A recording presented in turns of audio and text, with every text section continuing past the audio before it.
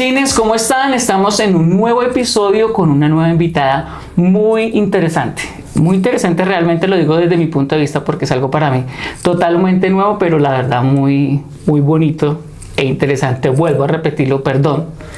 Pero dejemos que Viata, que conoce un poco más a nuestra invitada, nos dé una pequeña introducción para poder entenderlo. ¿Y Viata? Bueno, para mí es un gusto enorme tenerte aquí, Lu. Realmente es gratísimo poder contar desde mi historia también, desde todo el camino que he hecho como pedagoga y como licenciada, poder contar con personas tan especiales, artistas tan integrales como lo eres tú. Y es un gustazo tenerte aquí porque no solamente me place profundamente, sino también porque es lindo poder hablar uno de... digamos frente a frente, ya hablándolo a nivel de colegaje, podría decirlo así, de artista a artista, pero también verte desde el otro lado cuando nos encontramos en algún momento en un aula de clases. Entonces es muy lindo poder compartir la historia de Lu en este momento, desde donde nos conectó más o menos desde el año 2019-2020, cuando tuve la fortuna de encontrarme con Lu en el aula de clase cuando fui su profe de coro, de canto en el colegio, y luego ver todo este gran proceso evolutivo que ha tenido y que has tenido durante todos estos años, con todo lo que has logrado emprender, con tu gran sueño de ser idol japonesa y representar toda la escena latinoamericana desde este gran reto que representa ser idol en un nicho donde apenas está empezando a entender cómo funciona este lenguaje.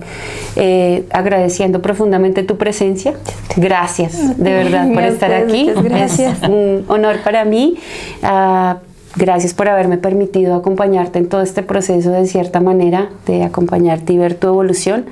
Es gratísimo para mí ver todo esto, pero quisiera que tú nos compartieras un poco de cómo ha sido toda esta evolución, de quién eres como idol actualmente a nivel Colombia y Latinoamérica.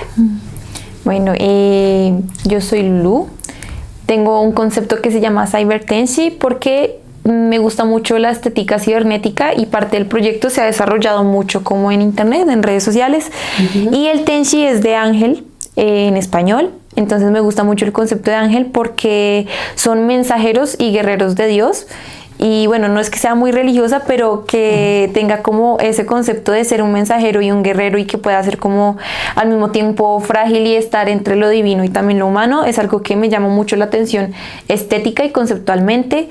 Llevo más o menos 8 años luchando por encontrar un concepto idol en Latinoamérica. No lo había, entonces creé el mío propio y he intentado como adaptar la cultura idol japonesa, que tiene muchas cosas muy lindas y también otras muy cuestionables, unos choques culturales bastante fuertes, aquí a Latinoamérica, de la manera en la que se me haya permitido. Y pues gracias a las redes sociales nos ha ido muy bien. He estado en Chile, en España, en México, voy a estar el otro mes, entonces afortunadamente pues soy un buen exponente de la cultura Kaigai Idol, que el Kaigai es la idol extranjera. Entonces ya se vuelve como una categoría válida incluso dentro de la música japonesa, porque hay muchas chicas que hacen esto mismo. Ok, Maravilloso. es interesante, queda uno como wow. Ya acabo de escuchar. Tremendo. Pero qué chévere, o sea, conoces varios países por lo que estás haciendo. Sí. Muy bien. Veo que estudias realización de animación. Sí. Y adicional escribes tus letras en japonés. ¿Cómo has tenido esa autenticidad y te identificas en lo que estás estudiando, y cómo llegaste a poder componer, escribir tus propias letras en japonés? Sí, entiendo que como que en todos los géneros musicales hay como estándares. Y pues el tema es que yo no soy japonesa, ni nací en Japón, ni he tenido la oportunidad de visitar Japón físicamente y no he podido estudiar la cultura del J-pop a profundidad. Pero entonces, ¿qué pasa? Que hay un tema en internet que son esas comunidades como muy globales que ayudan a construir nuevos conceptos, o se construye un concepto del J-pop a partir de las experiencias cibernéticas. Entonces eso a uno siempre lo empuja a adaptarse, ¿sí? Adaptarse al pensamiento global, al pensamiento de internet. Y pues también al yo no poder conocer la cultura japonesa tal cual, al ser un idioma que pues ya lo tengo muy familiarizado, pero al inicio no. indiscutiblemente siempre se mezclaba la cultura popular colombiana o pues donde crecí, porque pues es digamos como esa visión que yo tengo del mundo. Sí. Entonces digamos que dentro del estándar de idol japonesa hay cosas que no se viven porque siempre está como la imagen muy pura, muy separada de ciertas cosas que pueden ser más personales, está muy idealizada, como el mismo título lo dice, es idol. Entonces, ¿qué pasa? Que aquí en Latinoamérica eso no existe.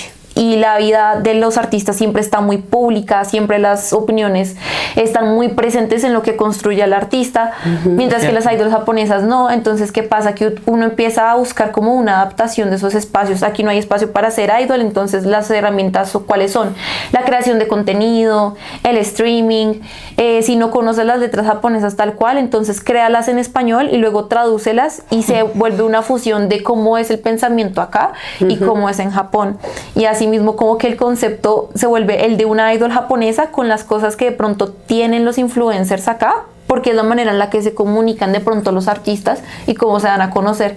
Entonces eso lo ha vuelto una experiencia bastante auténtica, porque se fusionan las cosas y se crea como una comunicación bastante particular y muy puntual de esa cultura, que la verdad nada más existe en Latinoamérica o para las idols extranjeras. En Japón no existe tal cercanía como la hay acá. Ok, o sea, en Japón, o sea, cuando dices eso, ¿a qué te refieres exactamente en Japón? ¿Por qué no hay acá sí? Bueno, en Japón se dice que una idol tiene que tener 3 cosas: honestidad, pureza y belleza. Está muy ligado como al rol que dan las mujeres en la sociedad, y así era, digamos, en un principio, en los años 80s y 90s, pero luego se volvió un tema muy exclusivo como de la subcultura otaku. La subcultura otaku es de unas personas que, aunque aquí en Latinoamérica se entiende que son fans del anime y fans de los videojuegos, el significado original es una persona que es hiperfijada a algo. Tú puedes ser muy fan de Millonarios y tener el cuarto vestido de Millonarios, eso te hace un otaku de Millonarios, eres aficionado, fanático. Sí, aquí digamos que ha tenido otros significados, pero entonces dentro de esa cultura otaku, incluso como la entendemos, el idol se ha desarrollado mucho, como por el tema del kawaii, el tema del anime, y todo eso ha potenciado lo que es el producto idol y lo ha traído aquí a Occidente. Entonces ellas tienen una imagen demasiado perfecta, el tema de la piel es impecable, el tema de las opiniones políticas, ellas no se pueden meter en eso, no pueden tener novio públicamente, no pueden decir dónde estudiaron, muchas veces no sabemos si ellas se gradúan o no, porque ellas tienen todo su tema privado muy oculto. Siempre es un performance, siempre tienen que tener una cara alegre, mientras que aquí de pronto le quitan un arete a Maluma y Maluma protesta y ellas no tienen esa posibilidad. Se tienen que quedar calladas. Sí, tienen que saber responder ante esas situaciones o verse como mujeres un poco más sumisas y más delicadas en algunas cuestiones del concepto. Obviamente ya se viene rompiendo un poco porque con las influencias de Occidente, pues digamos que las idols se han sentido un poquito más libres en ciertas cosas, pero normalmente una cosa es el performance que ellas dan, una cosa es cómo se presentan al público, pero de ahí para allá no hay nada que pueda mostrar su verdadera personalidad, por así decirlo. Es como decirlo, aparentar, o sea, muestran todo su performance y aparentan muchas cosas, pero realmente fuera del escenario. Sí. Es como mostrar, ¿sabes? Como la obra final, ¿no? Sí. Pero el detrás de eso, o sea, es solo la punta del iceberg. Pero qué fuerte, La ¿no? punta Porque, del iceberg es lo que se muestra a nivel de lo impoluto, lo perfecto, lo que está muy bien logrado, pero todo el sudor, las lágrimas y el sacrificio detrás de eso está totalmente oculto, y realmente dentro de la cultura no les interesa saber qué hay detrás de. Y aquí es donde quiero abordar esta siguiente pregunta, porque esto es lo que me parece aún mucho más encantador, genuino, y que hace que sea muy latinoamericano el producto idol brutal que has formado. ¿Sí? Y es mientras tú muestras un proceso genuino de una idol latinoamericana que sí muestra cómo le ha tocado guerrearse la vuelta, ¿sabes? Sí. Cómo sabe, cómo muestra de manera genuina, cómo construye su vestuario, cómo construye cada paso que da detrás de una producción, detrás de cada videoclip, detrás de cada letra de cada canción, detrás de cómo se ha formado como artista en sus clases de baile, en sus clases de canto, de cómo esta idol también va a la universidad, se forma, estudia, ¿sí? Tiene espacios de, digamos, disciplina diaria, en todo lo que implica ser idol, que es lo que en esta cultura genuina no muestra. Tú sí le das la vuelta y lo conformas en un producto único y genuino latinoamericano. Sí. Y eso es lo que atrapa el nicho que tienes actualmente. Si tú no mostraras tu esencia como idol actualmente, no tendrías la comunidad que te apoya y te conforma, porque realmente lo que ahorita atrapa es el humano que hay detrás del artista. De autenticidad. Y tú te estás encargando de hacer eso de una manera muy genuina, muy auténtica, y es realmente muy valioso, muy gallardo, muy valiente de tu parte hacerlo. Entonces aquí la pregunta que quiero apuntar a través de esto es: ¿cómo se siente pasar de ser una niña del término normal en contextos colombianos, bogotanos, ¿cierto? Desde que se forma, llegando a visualizar, idealizar estos sueños de ídoles de una cultura absolutamente desconocida para ti, para convertirte en lo que tú, desde tu concepto, tu cultura y el lenguaje que has adquirido en esto que estamos aquí en Latinoamérica, es la propia imagen de una idol latinoamericana y colombiana en tu propio país?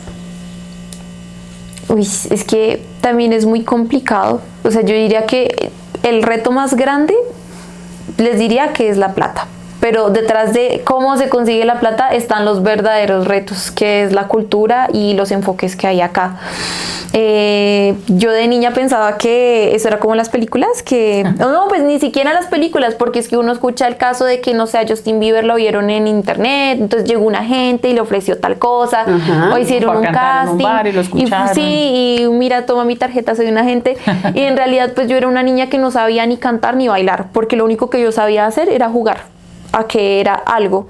Y lo chévere de eso es que uno no le pone límites a la imaginación y uno de niño no dimensiona lo difícil que son las cosas, pero entonces eso hace que uno sea muy terco y enfocado, siento yo. Entonces mi mamá me decía que eso no era tan fácil, porque yo veía la novela, por ejemplo, de Marvel y de Diomedes, y yo decía, ay, pero es que mira que a Marvel la agarraron con 8 años y la volvieron famosa, y Diomedes le cantó a alguien, y mi mamá me decía, no, pero es que sí, lo agarraron, pero él estudió técnica vocal, él tuvo que haber estudiado música, entonces tú tienes que estudiar y aprender eso para poder hacerlo. Entonces yo, bueno, quiero mi técnica vocal, y yo me considero una niña que no tenía como el talento, que el talento es como esa habilidad como innata, sí, pero tengo la disciplina. Entonces yo creo que afortunadamente la disciplina me ayudó a cambiar como esa narrativa del talento, y empecé a entender que pues no era únicamente como cantar bonito, sino estudiarlo, mantenerlo, sostenerlo, no era únicamente bailar, sino era tener cierto estado físico, pero siempre fue en forma de juego, en el sentido de que se gozaba, en juego en el sentido de que había una determinación y había incluso una disciplina para jugar a ser idol, pero yo siempre creía que eso me iba a llegar a algún lado, y pues afortunadamente así fue. Pues estudié mucho. Ahorita estoy estudiando realización en animación precisamente porque yo quiero darle como una base a mis proyectos.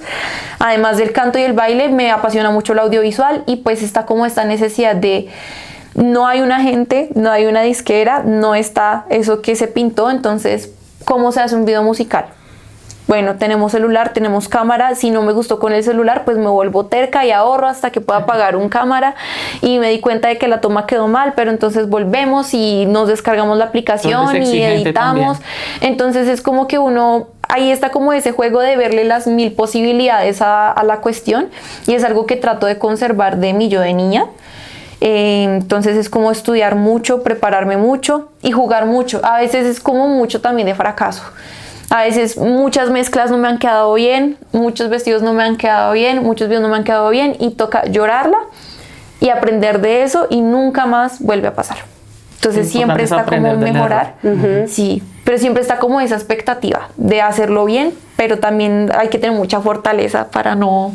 Y también lidiar con eso, que inmediatamente eso que tú idealizaste no está funcionando como lo esperas, pero es jugar también con ese tema de la frustración, entendiendo que no, a veces, lo digo por mi caso personal, que a veces uno tiene muchas expectativas alrededor de lo que uno cree que está haciendo bien y que está dando lo mejor de uno para que funcione bien. Pero es también entender que no directamente todo está bajo el control de uno, que hay cosas que no dependen 100% de uno y que no están ligadas directamente a las, o que no definen directamente las capacidades que tú tienes en ese momento, sino que a veces el momento no es el adecuado, que necesitamos madurar ciertas ideas, pensamientos. Que las cosas pasan por algo de una u otra manera, y si no está ahí, será más adelante. Lo importante es haber aprendido de ese proceso, de ese error o de ese fracaso para más adelante ponerlo en práctica. Sí, miren que hay una cuestión y es que está también muy como en tendencia la cultura del idol coreano,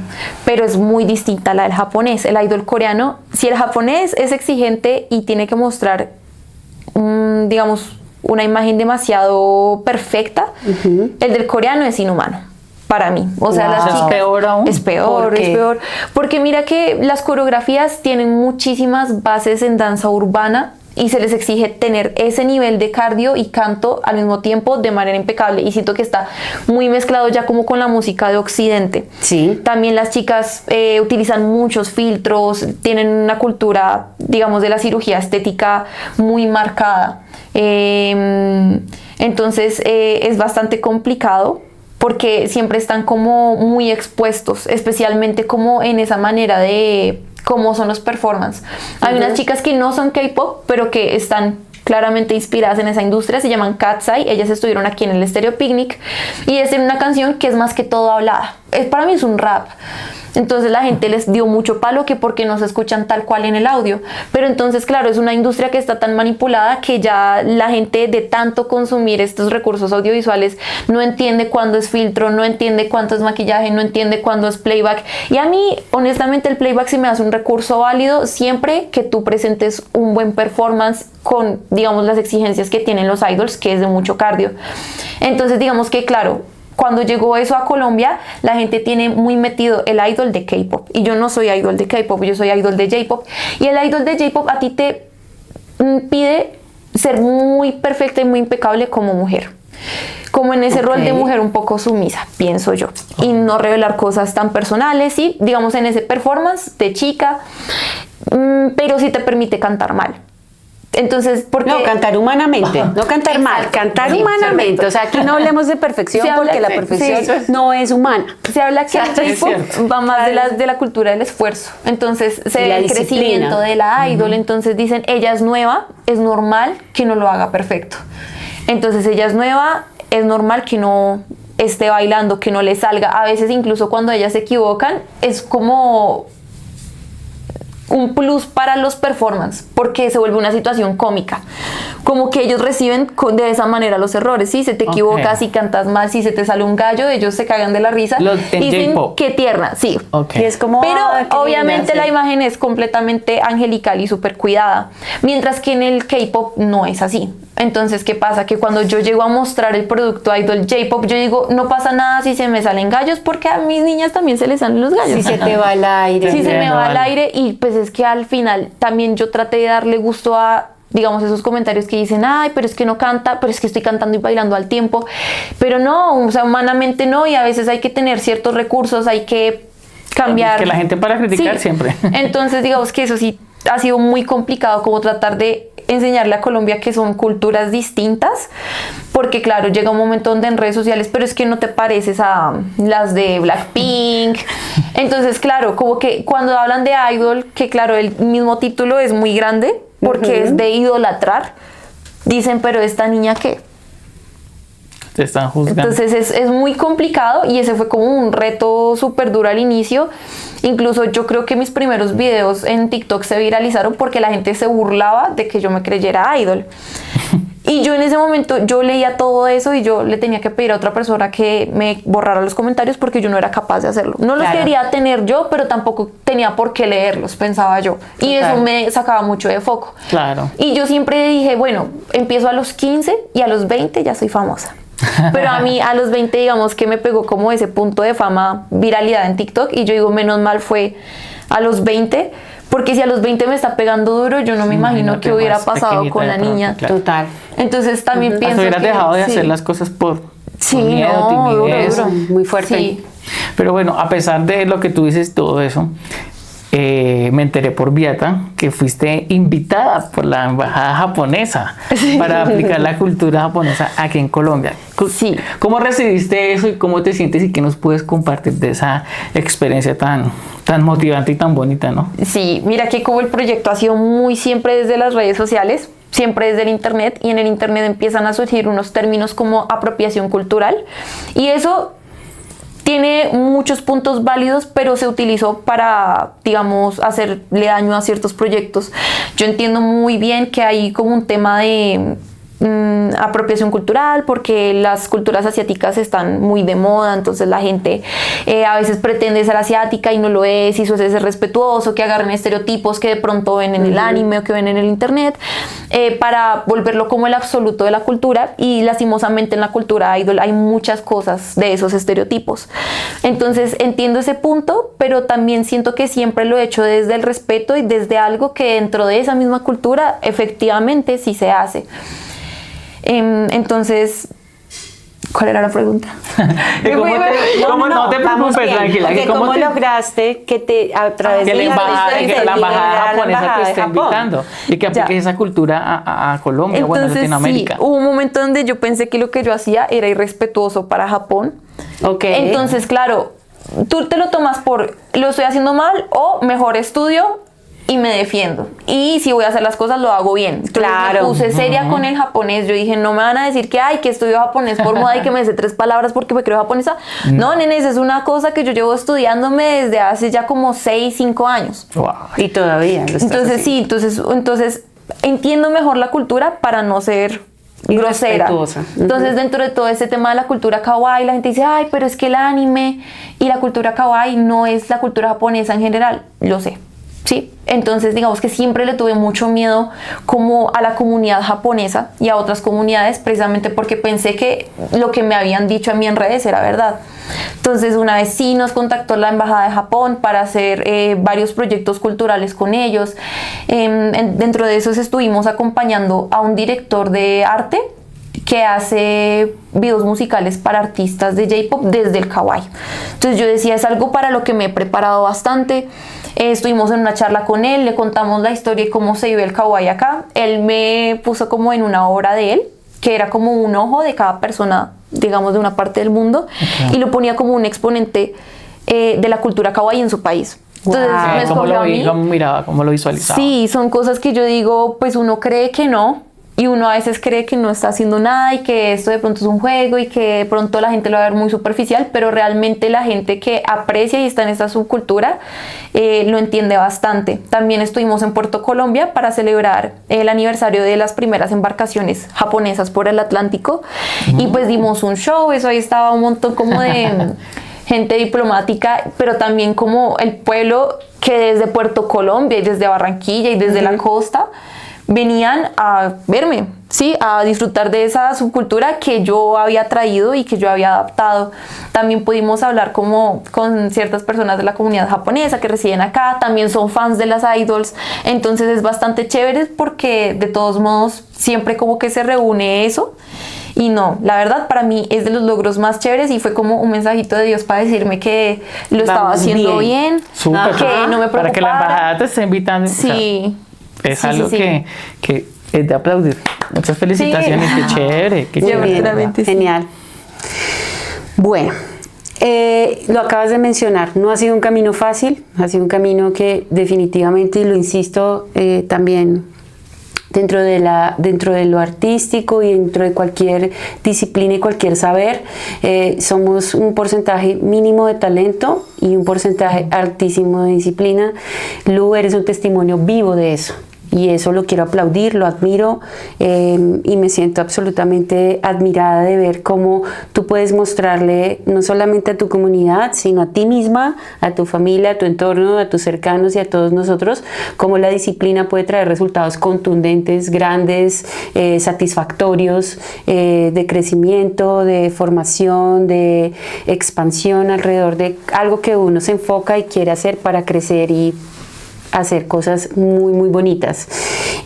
Ahorita tenemos una convención en México que viene para el próximo mes, ¿sí? Y eso es una gran, es el producto de todo este trayecto de disciplina que has venido trayendo, más los otros países que se han venido sumando desde los años anteriores, gira nacional también. Entonces, para cerrar, me gustaría que compartieras a las personas que van a lograr conectar con este maravilloso y poderoso episodio. Y es tú como Lulú actual 2026, ¿qué consejo le darías a esa Lulú del pasado, de hace 7 años, de hace 6 años, de esa Lulú que comenzó soñando como una niña, pero que ahora estamos hablando de una idol que ya es una mujer, ¿sí? Y te vuelves a encontrar con esa Lulú niña, soñante, llena de muchas, llena de anhelos y de muchas cosas por querer hacer. ¿Cómo le aconsejarías, sí, para que soñara con este mundo que acaba de consolidar y que es la Lulú de ahora, esa Lulú del futuro que eres tú ahora? ¿Cómo le hablaría a esa Lulú del pasado si se llegaran a topar en una línea de tiempo? Yo creo que le diría que no le tenga miedo a estudiar. No le tenga miedo a lo que no conoce, no le tenga miedo a lo que sabe que tiene que conocer y enfrentar. Muchas veces le tuve mucho miedo como a la técnica vocal, a cantar ciertas cosas, digamos, yo pensé que no eran para mí. Le tuve mucho miedo a bailar porque de pronto me iba a sentir muy tiesa, pero pues para eso están los procesos. También le he tenido mucho miedo al teatro, le he tenido muchísimo miedo, no sé, a clases de modelaje, a clases de fotografía. Incluso le sigo teniendo miedo a mi universidad, pero yo pienso que una vez uno pasa esos retos, uno se fortalece y se enriquece demasiado, y está bien que a uno no le gusten las cosas para uno saber dónde dirigirse, dónde dirigirlas. Total. Y a veces el miedo es muy necesario. Entonces muchas veces le tuve mucho miedo a la técnica vocal, porque habían unas cosas que eran muy complicadas de hacer y digamos que yo decía no me gusta cómo sueno, pero una vez tú lo haces, así no te gusta cómo suenes, la confianza y el ejercicio te va a permitir seguirlo matizando para que ahí sí pueda sonar tal cual tú lo sueñas. Entonces me parece que eso aplica para cualquier disciplina del arte. Y para cualquier proyecto artístico, uno debería no tenerle miedo a estudiar, no confiarse, siempre estar en constante aprendizaje, mejorando, en constante refuerzo, sí, total. Qué chévere. Ese es el consejo que le darías. Me encanta. Ponte a estudiar. Sí, hay que estudiar la disciplina. Yo tengo una pregunta también. ¿De dónde es? ¿Por qué surge Lulubito? Bueno, Lulú es porque mi nombre es Lourdes y a mí desde chiquita siempre me han dicho Lulú. Okay. Entonces me pareció bastante tierno, bastante cute. Y el Bito es porque viene del beat de música y el beat informático, y en japonés se pronuncia Bito. Entonces me gustaba porque mezclaba como el cybertenshi con la esencia musical. Entonces quedó Lulubito. Siempre es importante como tener claridad de esa conjugación del nombre, de dónde sale. Y el juego de las palabras, de los orígenes de los nombres artísticos. Así es.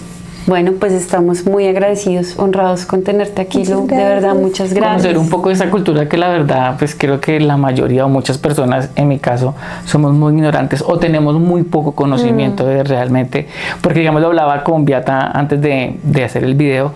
He escuchado del K-pop, no había escuchado del J-pop, te soy muy sincero, pero pues ya uno todos los días aprende algo nuevo, que es lo más importante, ¿no?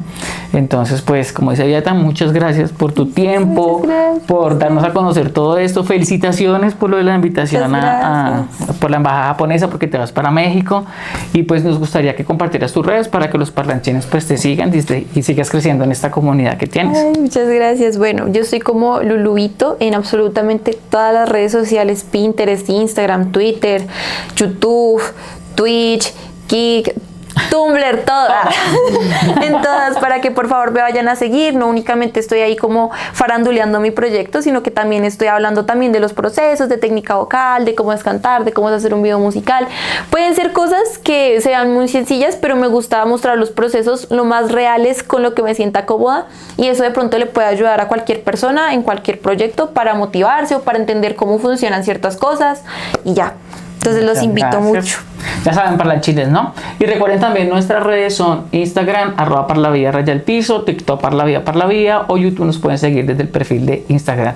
Y pues recuerden que nosotros somos Beatriz Ospino, Andrés Tovar y Lulubito. Y esto es Parlavia. Chao, chao.